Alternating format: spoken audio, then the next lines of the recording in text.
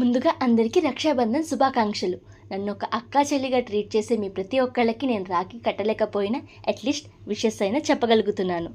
ప్రతిసారి తమ్ముడికి మాత్రమే కట్టేదాన్ని. ఈసారి నాతో రాఖీ కట్టించుకోవడానికి హైదరాబాద్ నుంచి అన్నయ్య కూడా వచ్చారు. సో అన్నీ మంచిగా డెకరేట్ చేసి అన్నయ్యకి తమ్ముడికి కుంకుమ బొట్టు పెట్టి మరీ రాఖీ కట్టబోతున్నా. సో ఈ స్పెషల్ మూమెంట్ని మీ అందరితో కూడా షేర్ చేసుకోవాలనుకుంటూ ఈ వీడియో అప్లోడ్ చేస్తున్నా. మీరు కూడా మీ ఇంట్లో వాళ్ళతో చక్కగా రాఖీ కట్టించుకుని ఉంటారు కదా, కట్టించుకోకపోతే చెప్పండి, మనం ఇక్కడ కట్టేసుకుందాం. దాంతోపాటు హారతి ఇచ్చి చక్కగా వాళ్ళకి రాఖీ కట్టి స్వీట్ కూడా పెట్టాను. కాకపోతే పక్క నుండి సెటైర్లు ఏదో ఒకటి వేస్తున్నారు, అవన్నీ మాత్రం తగ్గించేశాను అనుకోండి. రాఖీ అంటే మనల్ని రక్షించే వాళ్ళకి కట్టేది. అది అన్నకి తమ్ముడికే కాదు, ఎవరికైనా కట్టవచ్చు. సో నేను లాస్ట్కి ఎవరికి కట్టానో మీరు చూద్దురు, ఆగండి. మా తమ్ముడు నా కాలు గిల్లేశాడు, అందుకే అక్కడ కొట్టేశా.